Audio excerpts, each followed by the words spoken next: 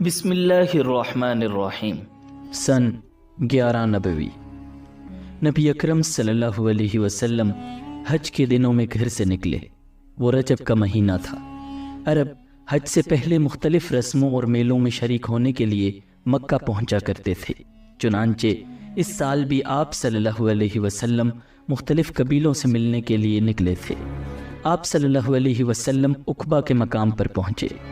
ناظرین، عقبہ ایک گھاٹی کا نام ہے جس جگہ شیطانوں کو کنکریاں ماری جاتی ہیں۔ یہ گھاٹی ادا کے مقام پر ہے۔ مکہ سے مینا کی طرف جائیں تو یہ مقام بائیں ہاتھ پر آتا ہے۔ اب اس جگہ ایک مسجد ہے۔ وہاں آپ صلی اللہ علیہ وسلم کی ملاقات مدینہ کے قبیلے خزرج کی ایک جماعت سے ہوئی۔ اوس اور خزرج مدینہ منورہ کے مشہور قبیلے تھے۔ یہ اسلام سے پہلے ایک دوسرے کے جانی دشمن تھے۔ یہ بھی دوسرے عربوں کی طرح حج کیا کرتے تھے۔ یہ حضرات تعداد میں کل 6 تھے۔ ایک روایت کے مطابق ان کی تعداد 8 تھی۔ ناظرین، آپ صلی اللہ علیہ وسلم نے انہیں دیکھا تو ان کے قریب تشریف لے گئے۔ ان سے فرمایا، میں آپ سے کچھ کہنا چاہتا ہوں۔ وہ بولے، ضرور کہیں۔ فرمایا، بہتر ہوگا کہ ہم لوگ بیٹھ جائیں۔ پھر آپ صلی اللہ علیہ وسلم ان کے پاس بیٹھ گئے۔ ان لوگوں نے جب آپ کے چہرے کی طرف دیکھا تو وہاں سچائی ہی سچائی اور بھلائی ہی بھلائی نظر آئی۔ ایسے میں آپ صلی اللہ علیہ وسلم نے ارشاد فرمایا، میں آپ لوگوں کو اللہ کی طرف دعوت دیتا ہوں۔ میں اللہ کا رسول ہوں۔ یہ سنتے ہی انہوں نے کہا، اللہ کی قسم، آپ کے بارے میں ہمیں معلوم ہے۔ یہودی ایک نبی کی خبر ہمیں دیتے رہے ہیں اور ہمیں اس سے ڈراتے رہے ہیں، یعنی وہ کہتے رہے ہیں کہ ایک نبی ظاہر ہونے والے ہیں۔ آپ ضرور وہی ہیں۔ کہیں ایسا نہ ہو کہ ہم سے پہلے وہ آپ کی پیروی اختیار کر لیں۔ ناظرین، اصل میں بات یہ تھی کہ جب بھی یہودیوں اور مدینے کے لوگوں میں کوئی لڑائی جھگڑا ہوتا تو یہودی ان سے کہا کرتے تھے، بہت جلد ایک نبی کا ظہور ہونے والا ہے، ان کا زمانہ نزدیک آ چکا ہے۔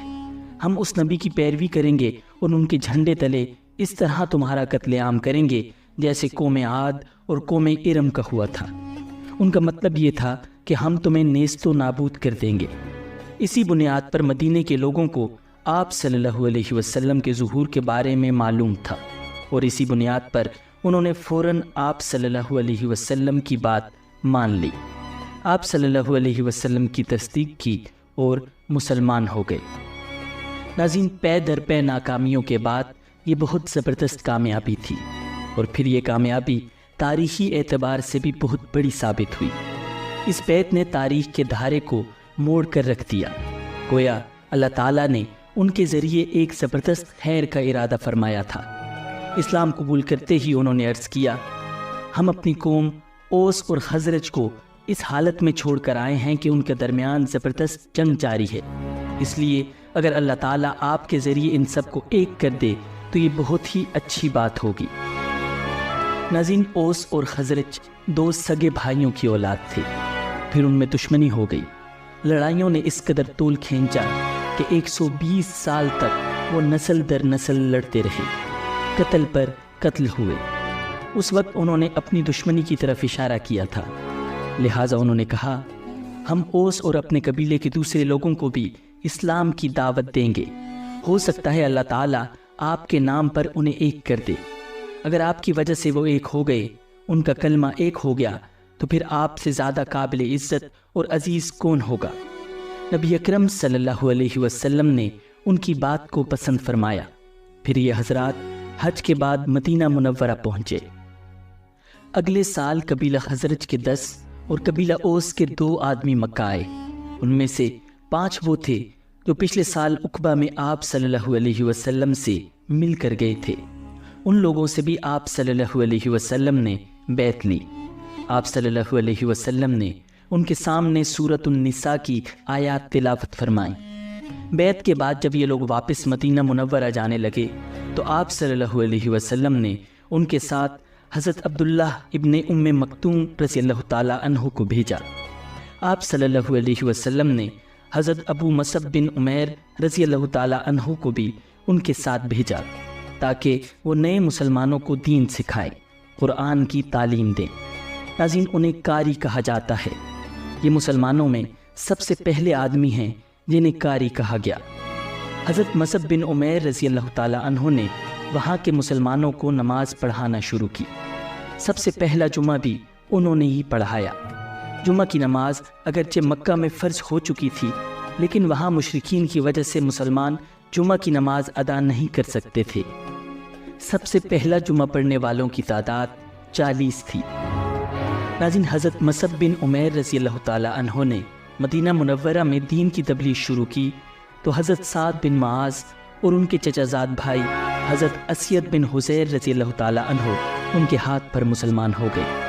ان کے اسلام لانے کے بعد مدینہ میں اسلام اور تیزی سے پھیلنے لگا۔ اس کے بعد حضرت مصعب بن عمیر رضی اللہ تعالیٰ عنہ حج کے دنوں میں واپس مکہ پہنچے۔ مدینہ منورہ میں اسلام کی کامیابیوں کی خبر سن کر آپ صلی اللہ علیہ وسلم بہت خوش ہوئے۔ مدینہ منورہ میں جو لوگ اسلام لا چکے تھے، ان میں سے جو حج کرنے کے لیے آئے تھے، انہوں نے فارغ ہونے کے بعد منا میں رات کے وقت آپ صلی اللہ علیہ وسلم سے ملاقات کی۔ جگہ اور وقت پہلے ہی طے کر لیا گیا تھا۔ ان لوگوں کے ساتھ چونکہ مدینہ سے مشرک لوگ بھی آئے ہوئے تھے اور ان سے اس ملاقات کو پوشیدہ رکھنا تھا، اس لیے یہ ملاقات رات کے وقت ہوئی۔ یہ حضرات کل 73 مرد اور 2 عورتیں تھیں۔ ملاقات کی جگہ عقبہ کی گھاٹی تھی۔ وہاں ایک 2 کر کے جمع ہو گئے۔ اس مجمع میں 11 آدمی قبیلہ اوس کے تھے۔ پھر آپ صلی اللہ علیہ وسلم تشریف لائے۔ آپ صلی اللہ علیہ وسلم کے چچا حضرت عباس بن عبد المطلب رضی اللہ تعالیٰ عنہ بھی ساتھ تھے۔ ان کے علاوہ آپ صلی اللہ علیہ وسلم کے ساتھ کوئی نہیں تھا۔ حضرت عباس رضی اللہ تعالیٰ عنہ بھی اس وقت تک مسلمان نہیں ہوئے تھے۔ اس وقت آپ صلی اللہ علیہ وسلم گویا اپنے چچا کے ساتھ آئے تھے تاکہ اس معاملہ کو خود دیکھیں۔ ناظرین، ایک روایت کے مطابق اس موقع پر حضرت ابو بکر صدیق رضی اللہ تعالیٰ عنہ اور حضرت علی رضی اللہ تعالیٰ عنہ بھی ساتھ آئے تھے۔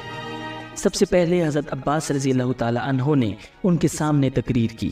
انہوں نے کہا، تم لوگ جو عہد و پیمان ان سے کرو اس کو ہر حال میں پورا کرنا۔ اگر پورا نہ کر سکو تو بہتر ہے کہ کوئی عہد و پیمان نہ کرو۔ اس پر ان حضرات نے وفاداری نبھانے کے وعدے کیے۔ تب نبی اکرم صلی اللہ علیہ وسلم نے ان سے ارشاد فرمایا، تم ایک اللہ کی عبادت کرو اور اس کے ساتھ کسی کو شریک نہ ٹھہراؤ۔ اپنی ذات کی حد تک یہ کہتا ہوں کہ میری حمایت کرو اور میری حفاظت کرو۔ اس موقع پر ایک انصاری بولے، اگر ہم ایسا کریں تو ہمیں کیا ملے گا؟ آپ صلی اللہ علیہ وسلم نے ارشاد فرمایا، اس کے بدلے تمہیں جنت ملے گی۔ اب وہ سب بول اٹھے، یہ نفع کا سودا ہے، ہم اسے ختم نہیں کریں گے۔ اب ان سب نے نبی اکرم صلی اللہ علیہ وسلم سے بیعت کی، حضور صلی اللہ علیہ وسلم کی حفاظت کا وعدہ کیا۔ حضرت برا بن معرور رضی اللہ تعالی عنہ نے فرمایا، ہم ہر حال میں آپ صلی اللہ علیہ وسلم کا ساتھ دیں گے اور آپ صلی اللہ علیہ وسلم کی حفاظت کریں گے۔ حضرت برا بن معرور رضی اللہ تعالی عنہ یہ الفاظ کہہ رہے تھے کہ ابو الحیثم رضی اللہ تعالی عنہ بول اٹھے، چاہے ہم پیسے کو محتاج ہو جائیں اور چاہے ہمیں قتل کر دیا جائے، ہم ہر قیمت پر آپ صلی اللہ علیہ وسلم کا ساتھ دیں گے۔ اس وقت حضرت عباس رضی اللہ تعالی عنہ بولے، ذرا آہستہ آواز میں بات کرو، کہیں مشرک آواز نہ سن لیں۔ اس موقع پر ابو الحیثم رضی اللہ تعالی عنہ نے عرض کیا، اے اللہ کے رسول صلی اللہ علیہ وسلم، ہمارے اور یہودیوں کے درمیان کچھ معاہدے ہیں، اب ہم ان کو توڑ رہے ہیں۔ ایسا تو نہیں ہوگا کہ آپ صلی اللہ علیہ وسلم ہمیں چھوڑ کر مکہ آ جائیں؟ یہ سن کر آپ صلی اللہ علیہ وسلم مسکرائے اور فرمایا، نہیں، بلکہ میرا خون اور تمہارا خون ایک ہے۔ جس سے تم جنگ کرو گے اس سے میں جنگ کروں گا، جسے تم پناہ دو گے اسے میں پناہ دوں گا۔ پھر آپ صلی اللہ علیہ وسلم نے ان سے 12 آدمی الگ کیے، یہ 9 خزرج میں سے اور 3 اوس میں سے تھے۔ آپ نے ان سے فرمایا، تم میرے جانثار ہو، میرے نقیب ہو۔ ناظرین، ان 12 حضرات میں ہر ایک اپنے اپنے قبیلے کا نمائندہ تھا۔ آپ صلی اللہ علیہ وسلم نے ان جانثاروں سے فرمایا، تم لوگ اپنی اپنی قوم کی طرف سے اس طرح میرے کفیل ہو جیسے عیسیٰ علیہ السلام کے 12 حواری ان کے کفیل تھے، اور میں اپنی قوم یعنی مہاجروں کی طرف سے کفیل اور ذمہ دار ہوں۔ ناظرین، اس بیعت کو بیعت عقبہ ثانیہ کہا جاتا ہے۔ یہ بہت اہم تھی۔ اس بیعت کے ہونے پر شیطان نے بہت واویلا کیا، چیخا اور چلایا، کیونکہ یہ اسلام کی ترقی کی بنیاد تھی۔ جب یہ مسلمان مدینہ پہنچے تو انہوں نے کھل کر اپنے اسلام قبول کرنے کا اعلان کر دیا۔ اعلانیہ نمازیں پڑھنے لگے۔ مدینہ منورہ میں حالات سازگار دیکھ کر نبی اکرم صلی اللہ علیہ وسلم نے مسلمانوں کو مدینہ منورہ کی طرف ہجرت کرنے کا حکم دیا، کیونکہ قریش کو جب یہ پتہ چلا کہ نبی اکرم صلی اللہ علیہ وسلم نے ایک جنگجو قوم کے ساتھ ناطہ جوڑ لیا ہے اور ان کے ہاں ٹھکانہ بنا لیا ہے، تو انہوں نے مسلمانوں کا مکہ میں جینا اور مشکل کر دیا، تکالیف دینے کا ایسا سلسلہ شروع کیا کہ اب تک ایسا نہیں کیا تھا۔ روز بروز صحابہ کی پریشانیاں اور مصیبتیں بڑھتی چلی گئیں۔ کچھ صحابہ کو دین سے پھیرنے کے لیے طرح طرح کے طریقے آزمائے گئے، طرح طرح کے عذاب دیے گئے۔ آخر صحابہ نے اپنی مصیبتوں کی فریاد آپ صلی اللہ علیہ وسلم سے کی اور مکہ سے ہجرت کر جانے کی اجازت مانگی۔ نبی اکرم صلی اللہ علیہ وسلم چند دن خاموش رہے۔ آخر ایک دن فرمایا، مجھے تمہاری ہجرت کا کی خبر دے دی گئی ہے، وہ یثرب یعنی مدینہ ہے۔ اور اس کے بعد حضور نبی اکرم صلی اللہ علیہ وسلم نے انہیں ہجرت کرنے کی اجازت دے دی۔ اس اجازت کے بعد صحابہ کرام ایک ایک دو دو کر کے چھپ چھپا کر جانے لگے۔ مدینہ کی طرف روانہ ہونے سے پہلے نبی اکرم صلی اللہ علیہ وسلم نے اپنے صحابہ کے درمیان بھائی چارہ فرمایا، انہیں ایک دوسرے کا بھائی بنایا۔ ناظرین، مسلمانوں میں سے جن صحابہ نے سب سے پہلے مدینہ کی طرف ہجرت کی وہ رسول اللہ صلی اللہ علیہ وسلم کے پھوپھی زاد بھائی حضرت ابو سلمہ عبداللہ بن عبداللہ مخزومی رضی اللہ تعالی عنہ ہیں۔ انہوں نے سب سے پہلے تنہا جانے کا ارادہ فرمایا۔ جب یہ حبشہ سے واپس مکہ آئے تھے تو انہیں سخت تکالیف پہنچائی گئی تھی۔ آخر انہوں نے واپس حبشہ جانے کا ارادہ کر لیا تھا، مگر پھر انہیں مدینہ کے لوگوں کے مسلمان ہونے کا پتہ چلا تو یہ رک گئے اور ہجرت کی اجازت ملنے پر مدینہ روانہ ہوئے۔ مکہ سے روانہ ہوتے وقت یہ اپنے اونٹ پر سوار ہوئے اور اپنی بیوی ام سلمہ رضی اللہ تعالی عنہا اور اپنے دودھ پیتے بچے کو بھی ساتھ سوار کر لیا۔ جب ان کے سسرال والوں کو پتہ چلا تو وہ انہیں روکنے کے لیے دوڑے اور راستے میں جا پکڑا، ان کا راستہ روک کر کھڑے ہو گئے۔ انہوں نے ان کے اونٹ کی مہار پکڑی اور بولے، اے ابو سلمہ، تم اپنے بارے میں اپنی مرضی کے مختار ہو، مگر ام سلمہ ہماری بیٹی ہے، ہم یہ گوارہ نہیں کر سکتے کہ تم اسے ساتھ لے جاؤ۔ یہ کہہ کر انہوں نے ام سلمہ رضی اللہ تعالی عنہا کے اونٹ کی لگام کھینچ لی۔ اسی وقت ابو سلمہ کے خاندان کے لوگ وہاں پہنچ گئے اور بولے، ابو سلمہ کا بیٹا ہمارے خاندان کا بچہ ہے، جب تم نے اپنی بیٹی کو اس کے قبضے سے چھڑا لیا تو ہم بھی اپنے بچے کو اس کے ساتھ نہیں جانے دیں گے۔ یہ کہہ کر انہوں نے بچے کو چھین لیا۔ اس طرح ان ظالموں نے حضرت ابو سلمہ رضی اللہ تعالی عنہ کو ان کی بیوی اور بچے سے جدا کر دیا۔ ابو سلمہ رضی اللہ تعالی عنہ تنہا مدینہ منورہ پہنچے۔ ناظرین، ام سلمہ رضی اللہ تعالی عنہا شوہر اور بچے کی جدائی کے غم میں روزانہ صبح سویرے مکہ سے باہر مدینہ منورہ کی طرف جانے والے راستے میں جا کر بیٹھ جاتی اور روتی رہتی۔ ایک دن ان کا ایک رشتہ دار ادھر سے گزرا، اس نے انہیں روتے دیکھا تو ترس آ گیا۔ وہ اپنی قوم کے لوگوں کے پاس گیا اور ان سے بولا، تمہیں اس غریب پر رحم نہیں آتا؟ اسے اس کے شوہر اور بچے سے جدا کر دیا، کچھ تو خیال کرو۔ آخر ان کے دل پسیج گئے۔ انہوں نے ام سلمہ رضی اللہ تعالی عنہا کو جانے کی اجازت دے دی۔ یہ خبر سن کر ابو سلمہ رضی اللہ تعالی عنہ کے رشتہ داروں نے بچہ ام سلمہ رضی اللہ تعالی عنہا کو دے دیا اور انہیں اجازت دے دی کہ بچے کو لے کر مدینہ چلی جائیں۔ اس طرح انہوں نے مدینہ کی طرف تنہا سفر شروع کیا۔ راستے میں حضرت عثمان بن طلحہ رضی اللہ تعالی عنہ ملے، یہ اس وقت مسلمان نہیں ہوئے تھے، کعبہ کے چابی بردار تھے۔ یہ صلح حدیبیہ کے موقع پر مسلمان ہوئے تھے۔ یہ ان کی حفاظت کی غرض سے ان کے اونٹ کے ساتھ ساتھ چلتے رہے، یہاں تک کہ انہیں قباء میں پہنچا دیا۔ پھر حضرت عثمان بن طلحہ رضی اللہ تعالی عنہ یہ کہتے ہوئے رخصت ہو گئے کہ تمہارے شوہر یہاں موجود ہیں۔ اس طرح ام سلمہ رضی اللہ تعالی عنہا مدینہ پہنچی۔ ناظرین، آپ پہلی مہاجر خاتون ہیں جو شوہر کے بغیر مدینہ آئی۔ حضرت عثمان بن طلحہ رضی اللہ تعالیٰ عنہ نے انہیں مدینہ پہنچا کر جو عظیم احسان کیا تھا، اس کی بنیاد پر وہ کہا کرتی تھیں، میں نے عثمان بن طلحہ سے زیادہ نیک اور شریف کسی کو نہیں پایا۔ ناظرین، اس کے بعد مکہ سے مسلمانوں کی مدینہ آمد شروع ہو گئی۔ صحابہ کرام رضی اللہ تعالیٰ عنہم ایک کے بعد ایک آتے رہے۔ انصاری مسلمان انہیں اپنے گھروں میں ٹھہراتے، ان کی ضروریات کا خیال رکھتے۔ حضرت عمر رضی اللہ تعالیٰ عنہ اور عیاش بن ابو ربیعہ رضی اللہ تعالیٰ عنہ 20 آدمیوں کے ایک قافلے کے ساتھ مدینہ پہنچے۔ ناظرین، حضرت عمر رضی اللہ تعالیٰ عنہ کی ہجرت کی خاص بات یہ ہے کہ مکہ سے چھپ کر نہیں نکلے، بلکہ باقاعدہ اعلان کر کے نکلے۔ انہوں نے پہلے خانہ کعبہ کا طواف کیا، پھر مقام ابراہیم پر 2 رکعت نماز ادا کی۔ اس کے بعد مشرکین سے بولے، جو شخص اپنے بچوں کو یتیم کرنا چاہتا ہے، اپنی بیوی کو بیوہ کرنا چاہتا ہے، یا اپنی ماں کی گود ویران کرنا چاہتا ہے، وہ مجھے جانے سے روک کر دکھائے۔ ان کا یہ اعلان سن کر سارے قریش کو سانپ سونگھ گیا، کسی نے ان کا پیچھا کرنے کی جرت نہ کی۔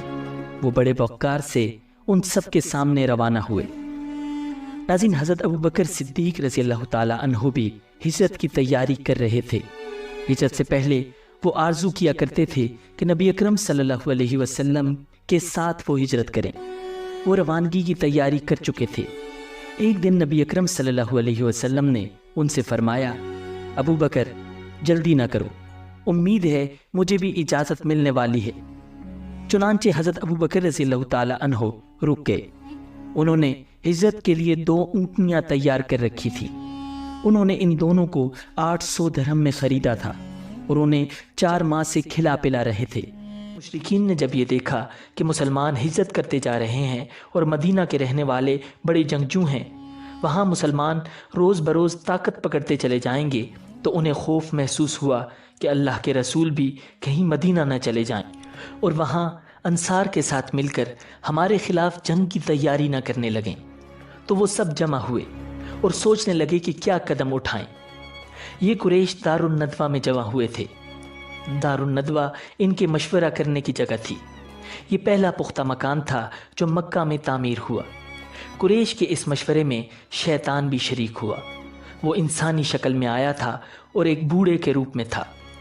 وہ دروازے پہ آ کر ٹھہر گیا۔ اسے دیکھ کر لوگوں نے پوچھا، آپ کون بزرگ ہیں؟ اس نے کہا، میں نجد کا سردار ہوں۔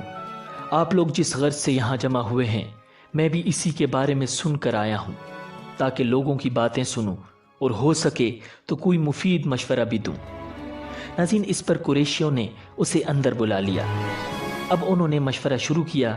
ان میں سے کوئی بولا، اس شخص کا معاملہ تم دیکھ ہی چکے ہو۔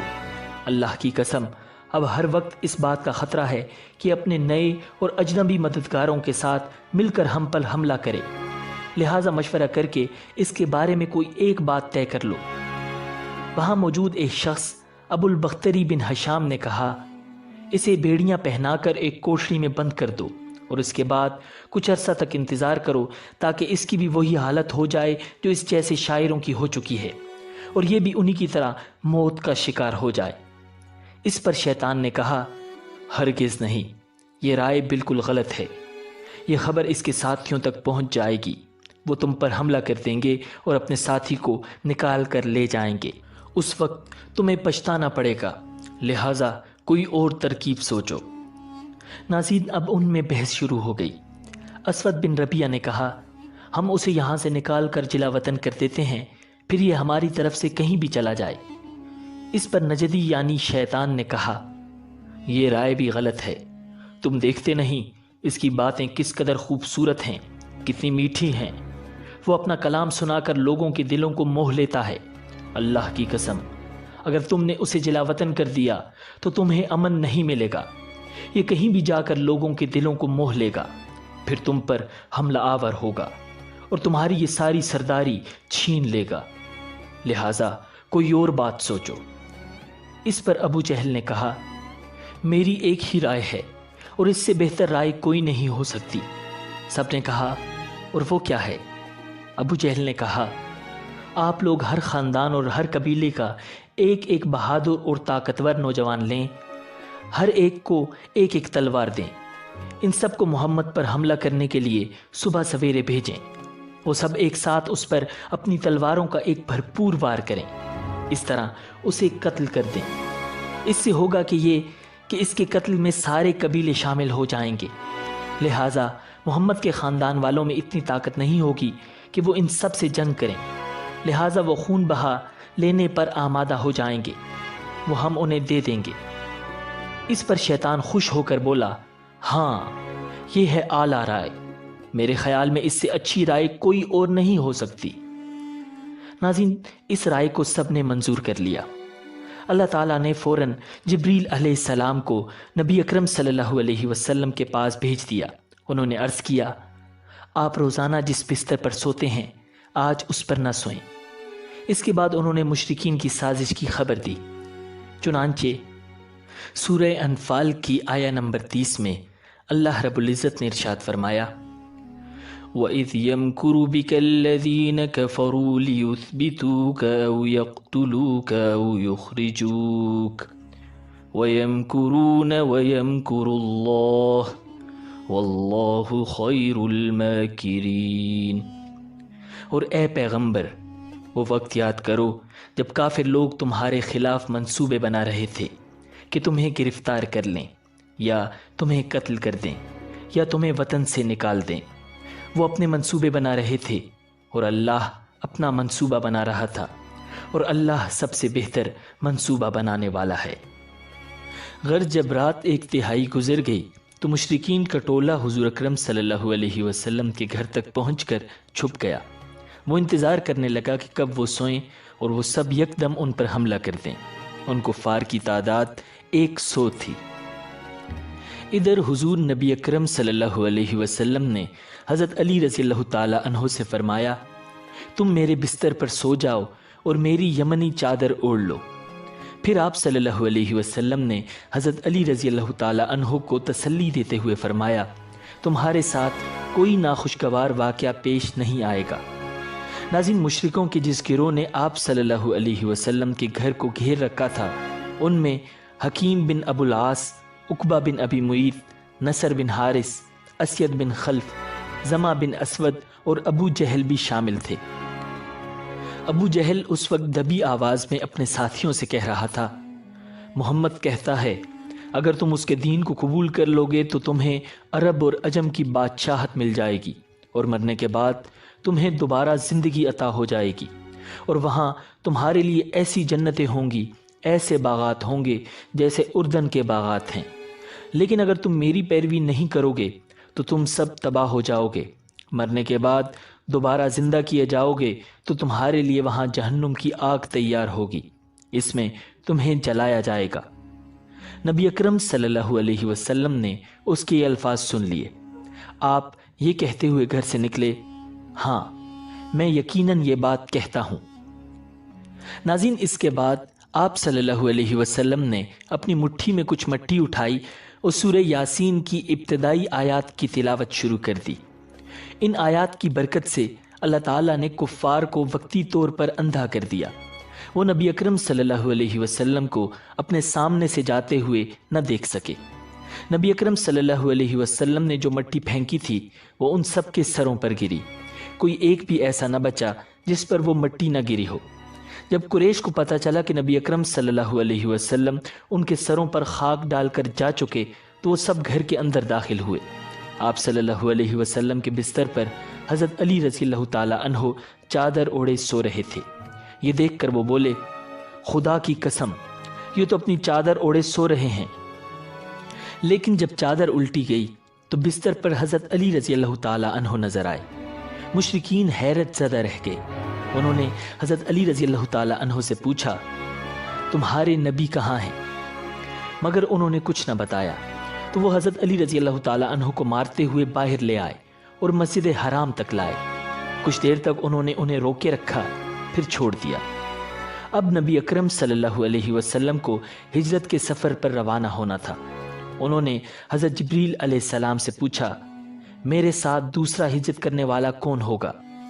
جواب میں حضرت جبریل علیہ السلام نے کہا، ابو بکر صدیق ہوں گے۔ نبی اکرم صلی اللہ علیہ وسلم اس وقت تک چادر اوڑے ہوئے تھے۔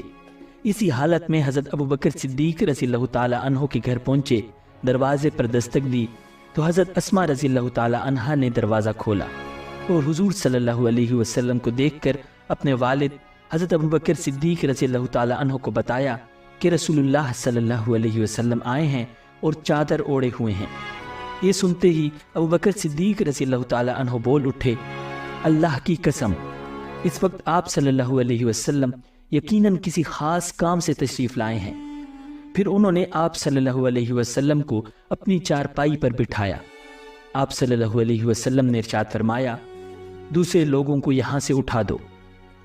حضرت ابو بکر صدیق رضی اللہ تعالی عنہ نے حیران ہو کر عرض کیا، اے اللہ کے رسول، یہ تو سب میرے گھر والے ہیں۔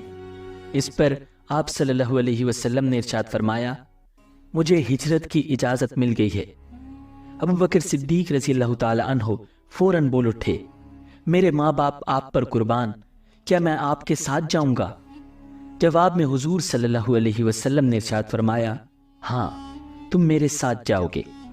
یہ سنتے ہی خوشی کے مارے حضرت ابو بکر صدیق رضی اللہ تعالی عنہ رونے لگے۔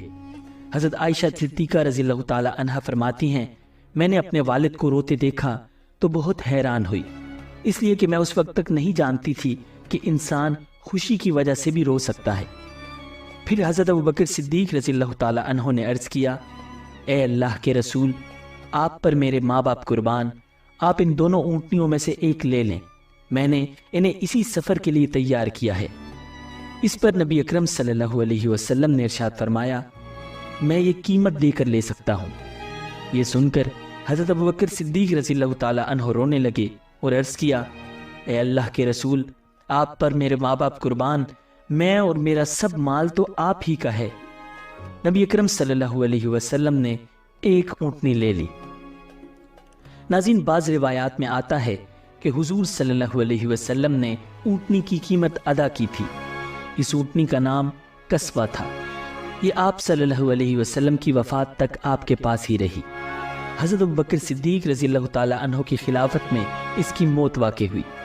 سیدہ عائشہ رضی اللہ تعالی عنہ فرماتی ہیں کہ ہم نے ان دونوں اونٹنیوں کو جلدی جلدی سفر کے لیے تیار کیا، چمڑے کی ایک تھیلی میں کھانے پینے کا سامان رکھ دیا۔ حضرت اسماء رضی اللہ تعالی عنہا نے اپنی چادر پھاڑ کر اس کے ایک حصے سے ناشتے کی تھیلی باندھ دی، دوسرے حصے سے انہوں نے پانی کے برتن کا منہ بند کر دیا۔ اس پر حضرت صلی اللہ علیہ وسلم نے ارشاد فرمایا، اللہ تعالیٰ تمہاری اس اوڑھنی کے بدلے جنت میں 2 اوڑھنیاں دے گا۔ ناظرین، اوڑھنی کو پھاڑ کر 2 کرنے کے عمل کی بنیاد پر حضرت اسماء رضی اللہ تعالی عنہا کو ذات النطاقین کا لقب ملا، یعنی 2 اوڑھنی والی۔ یاد رہے کہ نطاق اس دوپٹے کو کہا جاتا ہے جسے عرب کی عورتیں کام کے دوران کمر کے گرد باندھ لیتی تھی۔ پھر رات کے وقت نبی اکرم صلی اللہ علیہ وسلم حضرت ابو بکر صدیق رضی اللہ تعالی عنہ کے ساتھ روانہ ہوئے اور پہاڑ سور کے پاس پہنچے۔ سفر کے دوران کبھی حضرت ابو بکر صدیق رضی اللہ تعالی عنہ نبی اکرم صلی اللہ علیہ وسلم کے آگے چلنے لگتے تو کبھی پیچھے۔ حضور صلی اللہ علیہ وسلم نے دریافت فرمایا، ابو بکر ایسا کیوں کر رہے ہو؟ جواب میں انہوں نے عرض کیا، اللہ کے رسول، میں اس خیال سے پریشان ہوں کہ کہیں راستے میں کوئی آپ کی گھات میں نہ بیٹھا ہو۔ ناظرین، اس پہاڑ میں ایک غار تھا۔ دونوں غار کے دہانے تک پہنچے تو حضرت ابو بکر صدیق رضی اللہ تعالی عنہ نے عرض کیا، قسم اس ذات کی جس نے آپ کو حق دے کر بھیجا، آپ ذرا ٹھہریے، پہلے غار میں داخل میں ہوں گا۔ اگر غار میں کوئی موذی کیڑا ہوا تو کہیں وہ آپ کو نقصان نہ پہنچا دے۔ چنانچہ حضرت ابو بکر صدیق رضی اللہ تعالی عنہ غار میں داخل ہوئے۔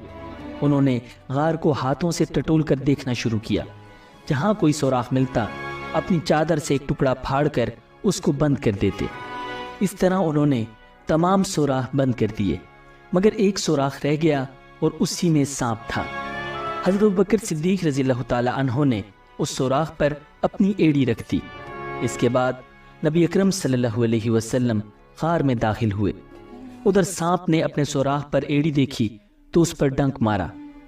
تکلیف کی شدت سے حضرت ابوبکر صدیق رضی اللہ تعالی عنہ کی آنکھوں سے آنسو نکل پڑے، لیکن انہوں نے اپنے منہ سے آواز نہ نکلنے دی، اس لیے کہ اس وقت نبی اکرم صلی اللہ علیہ وسلم ان کے زانوں پر سر رکھ کر سو رہے تھے۔ حضرت ابوبکر صدیق رضی اللہ تعالی عنہ نے سانپ کے ڈسنے کے باوجود اپنے جسم کو ذرا سی بھی حرکت نہ دی، نہ آواز نکالی کہ کہیں حضور صلی اللہ علیہ وسلم کی آنکھ نہ کھل جائے۔ تاہم آنکھ سے آنسو نکلنے کو وہ کسی طرح نہ روک سکے۔ وہ حضور صلی اللہ علیہ وسلم پر گرے۔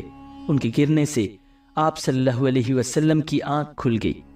آپ صلی اللہ علیہ وسلم نے حضرت ابوبکر صدیق رضی اللہ تعالیٰ عنہ کی آنکھوں میں آنسو دیکھے تو پوچھا، ابو بکر کیا ہوا؟ انہوں نے جواب دیا، آپ پر میرے ماں باپ قربان، مجھے سانپ نے ڈس لیا ہے۔ آپ صلی اللہ علیہ وسلم نے اپنا لعاب دہن سانپ کے کانٹے کی جگہ پر لگا دیا۔ اس سے تکلیف اور زہر کا اثر فوراً دور ہو گیا۔ صبح ہوئی، نبی اکرم صلی اللہ علیہ وسلم کو حضرت ابوبکر صدیق رضی اللہ تعالیٰ عنہ کے جسم پر چادر نہ نظر آئی تو دریافت فرمایا، ابو بکر چادر کہاں ہے؟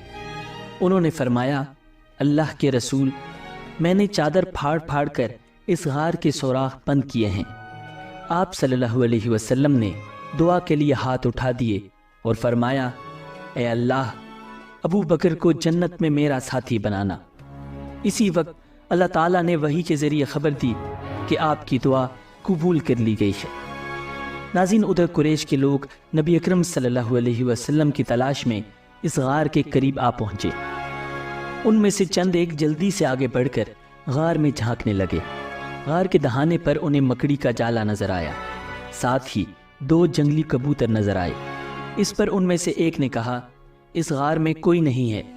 ایک روایت میں یوں آیا ہے، ان میں ایک امیہ بن خلف بھی تھا۔ اس نے کہا، اس غار کے اندر جا کر دیکھو۔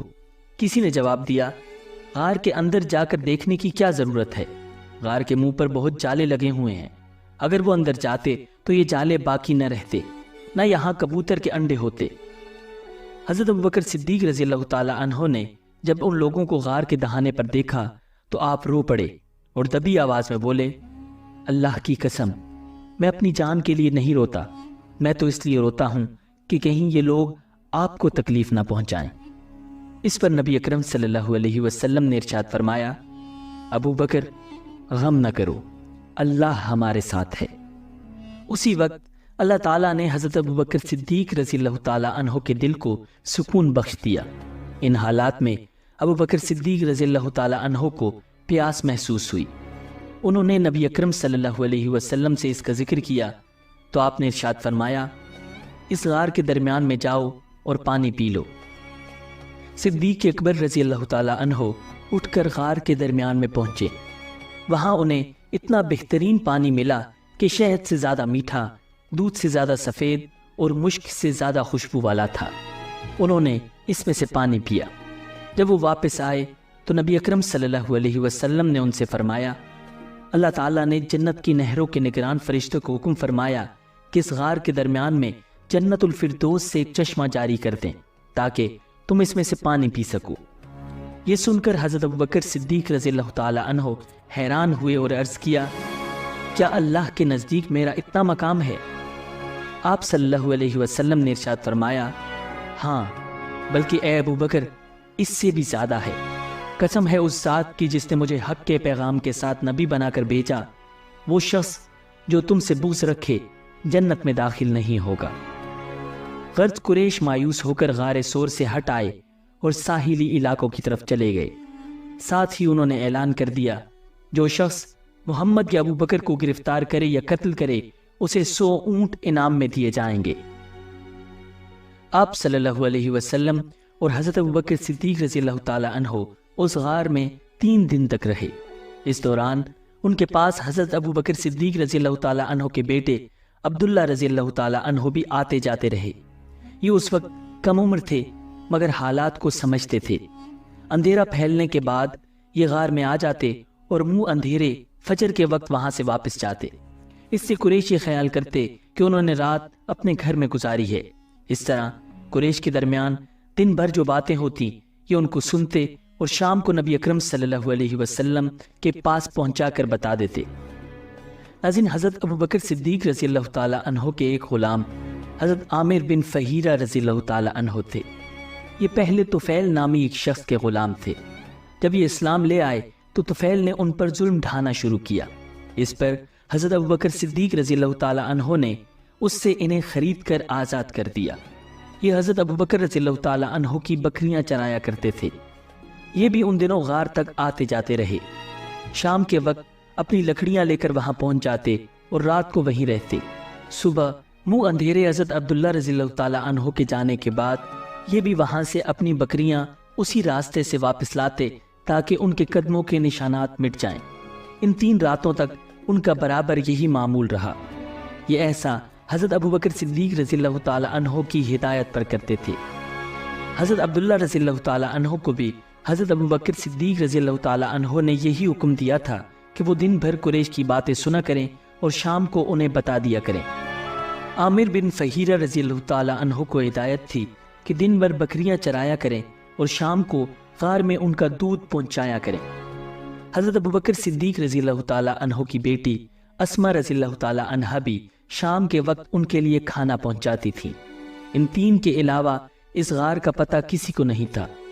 3 دن اور رات گزرنے پر نبی اکرم صلی اللہ علیہ وسلم نے حضرت اسما رضی اللہ تعالی عنہ سے فرمایا، اب تم علی کے پاس جاؤ، انہیں غار کے بارے میں بتا دو اور ان سے کہو وہ کسی رہبر کا انتظام کر دیں۔ آج رات کا کچھ پہر گزرنے کے بعد وہ رہبر یہاں آ جائے۔ چنانچہ حضرت اسما رضی اللہ تعالی عنہ سیدھی حضرت علی رضی اللہ تعالی عنہ کے پاس آئیں۔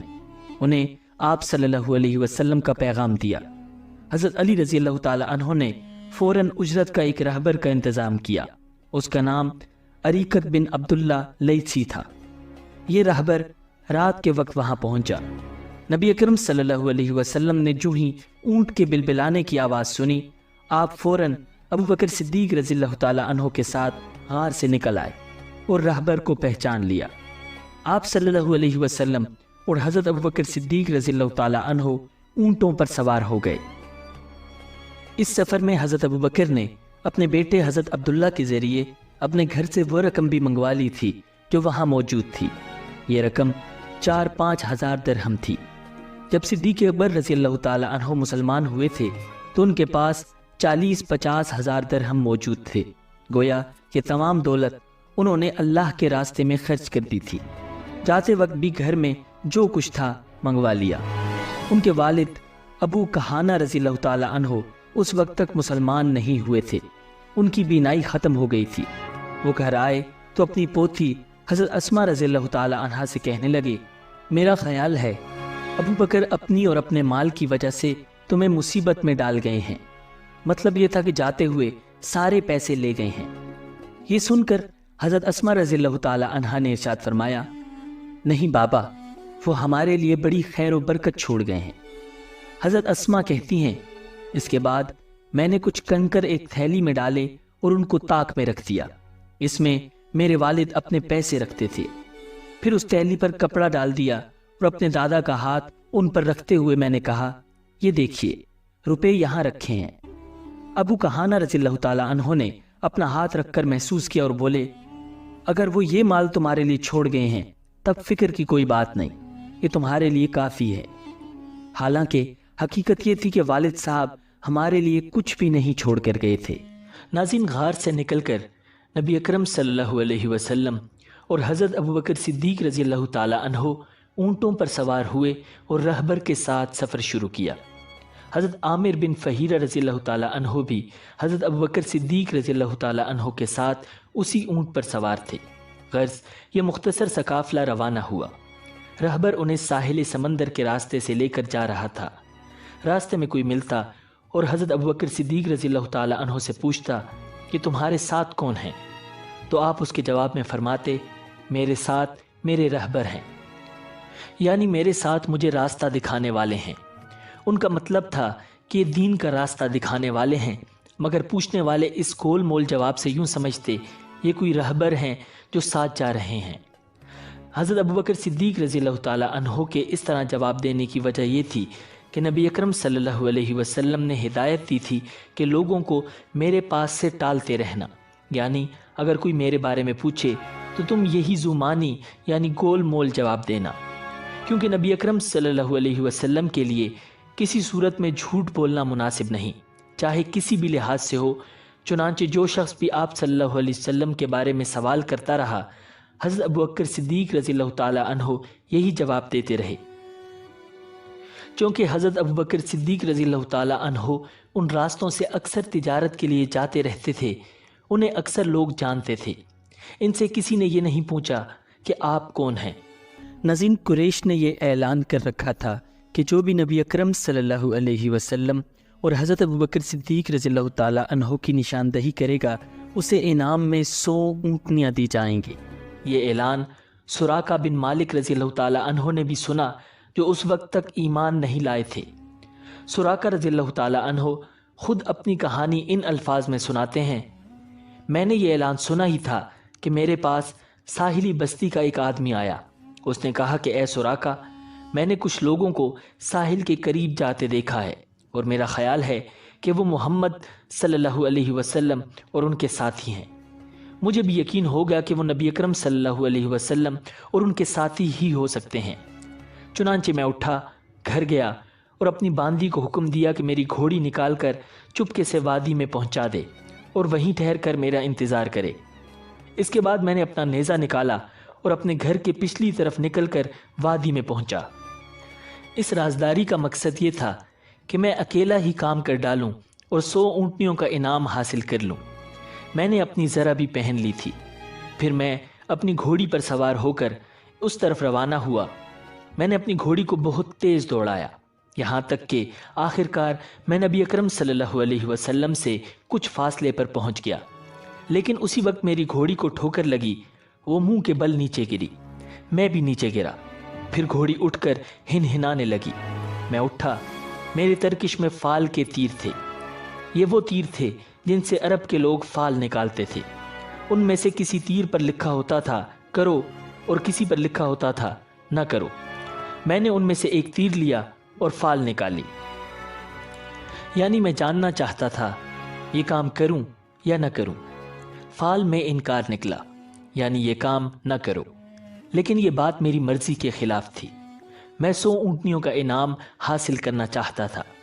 نہ والا تیر نکلنے کے باوجود میں گھوڑی پر سوار ہو کر آگے بڑھا، یہاں تک کہ نبی اکرم صلی اللہ علیہ وسلم کے بہت قریب پہنچ گیا، جو کہ اس وقت قرآن کریم کی تلاوت کر رہے تھے اور پیچھے مڑ کر نہیں دیکھ رہے تھے۔ البتہ حضرت ابوبکر صدیق رضی اللہ تعالی عنہ مڑ کر بار بار دیکھ رہے تھے۔ اسی وقت میری گھوڑی کی اگلی دونوں ٹانگیں گھٹنوں تک زمین میں دھس گئیں، حالانکہ وہاں زمین سخت اور پتھریلی تھی۔ میں نے پھر فال نکالی، انکار والا تیر ہی نکلا۔ آخر میں پکار اٹھا، میری طرف دیکھیے، میں آپ کو کوئی نقصان نہیں پہنچاؤں گا اور نہ میری طرف سے آپ کو کوئی ناگوار بات پیش آئے گی۔ میں سراقہ بن مالک ہوں، آپ کا ہمدرد ہوں، آپ کو نقصان پہنچانے والا نہیں ہوں۔ مجھے معلوم نہیں کہ میری بستی کے لوگ بھی آپ کی طرف روانہ ہو چکے ہیں یا نہیں۔ یہ کہنے سے میرا مطلب تھا اگر کچھ اور لوگ اس طرف آ رہے ہوں گے تو میں انہیں روک دوں گا۔ اس پر آپ صلی اللہ علیہ وسلم نے حضرت ابوبکر صدیق رضی اللہ تعالی عنہ سے ارشاد فرمایا، اس سے پوچھو یہ کیا چاہتا ہے۔ اب میں نے انہیں اپنے بارے میں بتایا، اپنے ارادے کے بارے میں بتا دیا اور بولا، بس آپ دعا کر دیجئے کہ میری گھوڑی کی ٹانگیں زمین سے نکل آئیں۔ میں وعدہ کرتا ہوں اب آپ کا پیچھا نہیں کروں گا۔ نبی اکرم صلی اللہ علیہ وسلم نے دعا فرمائی۔ آپ کے دعا فرماتے ہی حضرت سراقہ رضی اللہ تعالی عنہ کے گھوڑی کے پاؤں زمین سے نکل آئے۔ گھوڑی کے پاؤں جو ہی باہر آئے، سراقہ رضی اللہ تعالی عنہ پھر اس پر سوار ہوئے اور آپ صلی اللہ علیہ وسلم کی طرف بڑھے۔ آپ صلی اللہ علیہ وسلم نے دعا فرمائی، اے اللہ ہمیں اس سے باز رکھ۔ اس دعا کے ساتھ ہی گھوڑی پیٹ تک زمین میں دھس گئی۔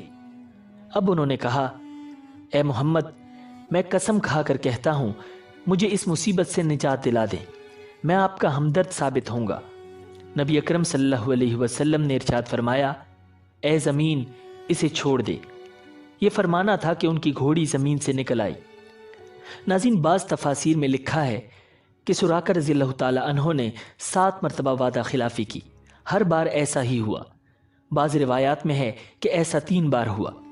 آخر حضرت سراقہ رضی اللہ تعالی عنہ سمجھ گئے تھے کہ وہ آپ صلی اللہ علیہ وسلم تک نہیں پہنچ سکتے، چنانچہ انہوں نے کہا، میں اب آپ کا پیچھا نہیں کروں گا، آپ میرے سامان میں سے کچھ لینا چاہے تو لے لیں، سفر میں آپ کے کام آئے گا۔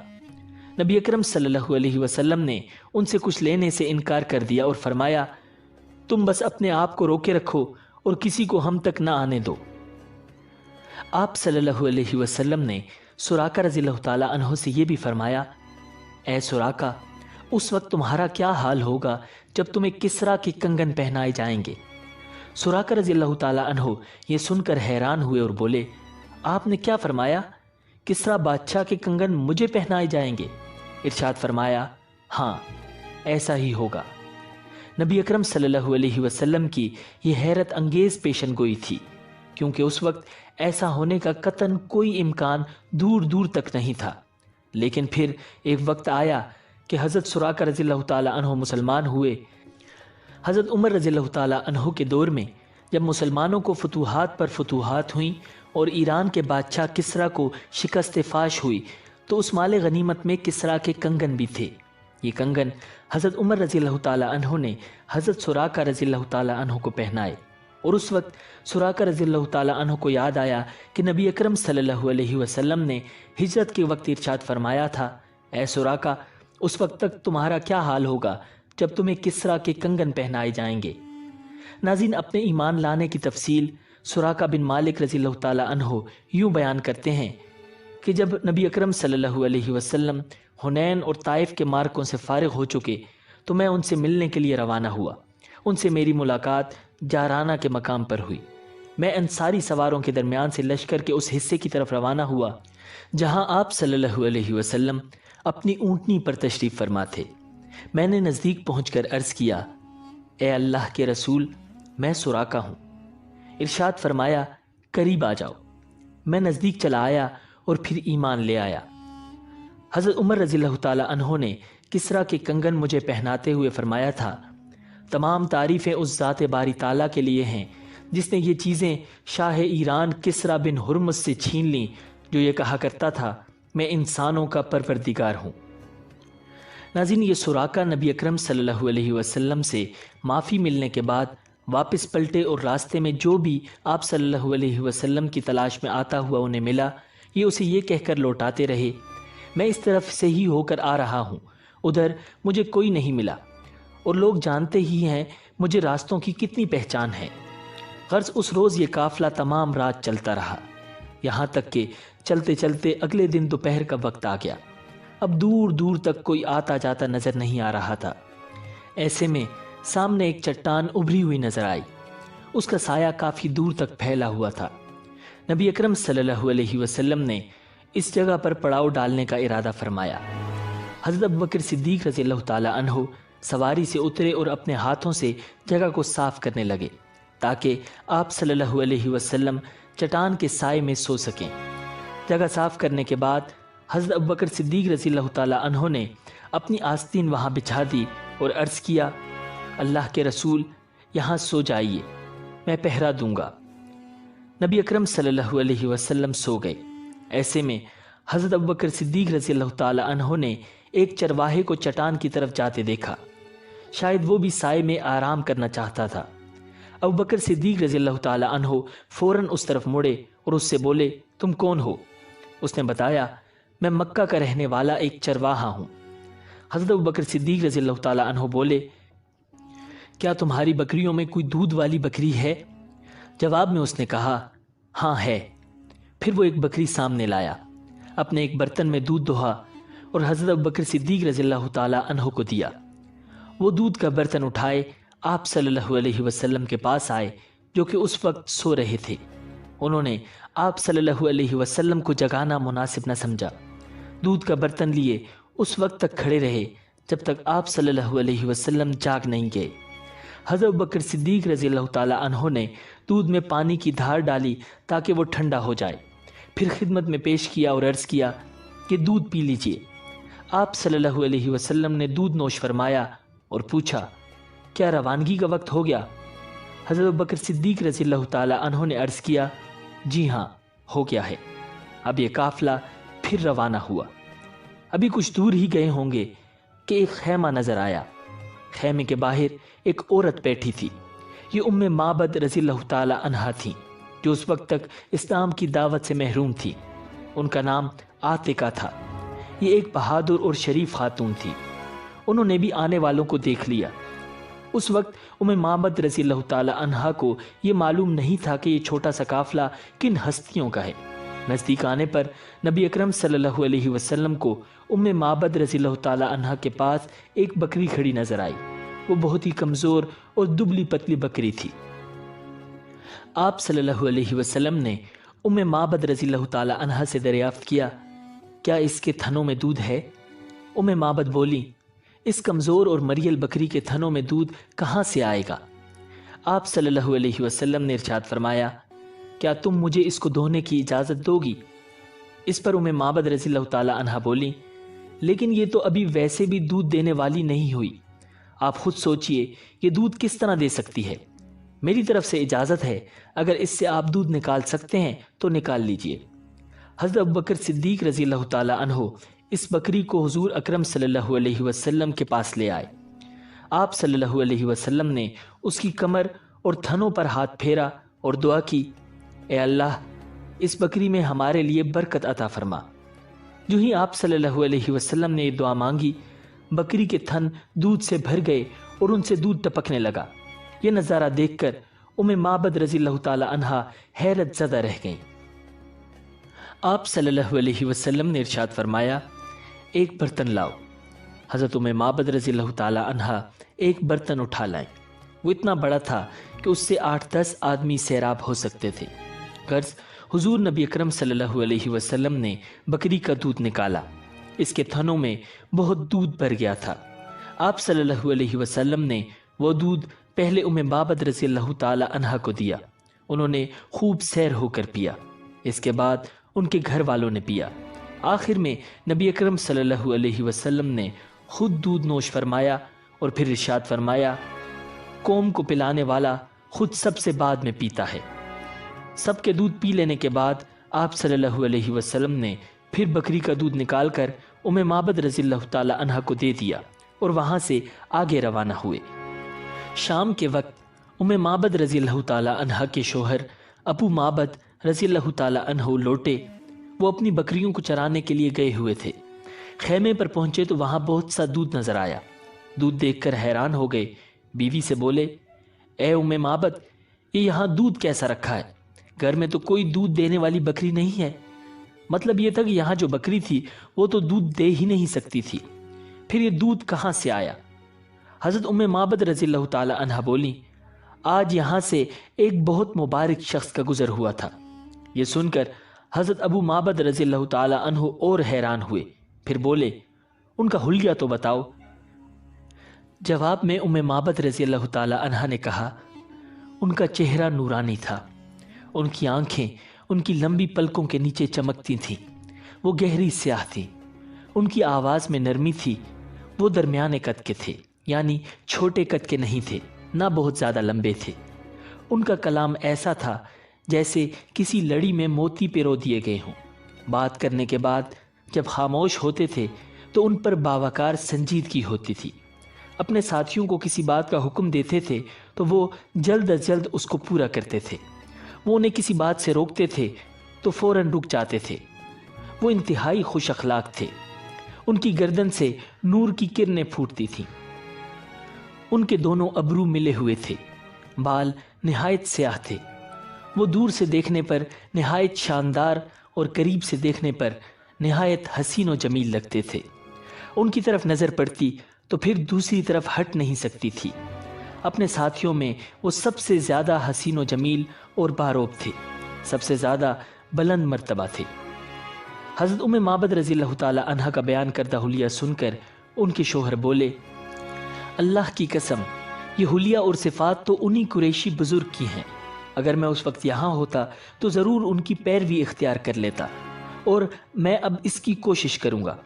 چنانچہ روایات میں آتا ہے کہ حضرت معبد اور حضرت ابو معبد رضی اللہ تعالی عنہما ہجرت کر کے مدینہ منورہ آئے تھے اور انہوں نے اسلام قبول کر لیا تھا۔ حضرت معبد رضی اللہ تعالی عنہا کی جس بکری کا دودھ آپ صلی اللہ علیہ وسلم نے دوہا تھا، وہ بکری حضرت عمر رضی اللہ تعالی عنہ کی خلافت کے زمانے تک زندہ رہی۔